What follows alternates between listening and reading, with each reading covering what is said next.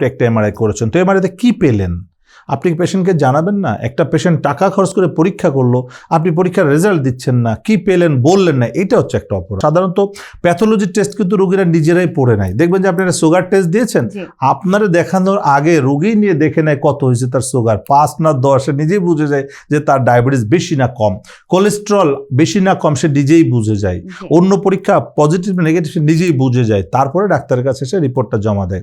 ওখানে কিন্তু বেশি কাউন্সেলিংয়ের প্রয়োজন হয় না। কিন্তু এমআরআইয়ের ক্ষেত্রে কিন্তু ডিফারেন্ট, কারণ এমআরআই কিন্তু একটা রোগী ওই কাগজ দেখে বা ফিল্ম দেখে সে কিন্তু কিছু বুঝবে না, তো বিশেষজ্ঞ যদি তাকে এক্সপ্লেন না করে রোগী কিন্তু বুঝবে না। সো এই যে পরীক্ষাটা করে দেখে রেখে দিলাম, রোগীকে বুঝালাম না, তখনই রোগীর মনের মধ্যে সন্দেহ হয় যে উনি দেখলো, উনি রেখে দিল, কিছুই বললো না, বললে একটু হাড় ক্ষয় হয়ে গেছে, কি হয়েছে না হয়েছে কিছুই বুঝলাম, তখন পেশেন্ট স্যাটিসফাইড হতে পারে না, যে কারণে বারবার তাকে এমআরআই করতে হচ্ছে। কি হচ্ছে, একবার এমআরআই করছে 3 বছর আগে, 3 বছর পর আপনার কাছে আসলো, আপনি তো 3 বছর আগের এমআরআই দেখে ট্রিটমেন্ট করতে পারবেন না, আপনাকে আরেকটা এমআরআই করতে হচ্ছে।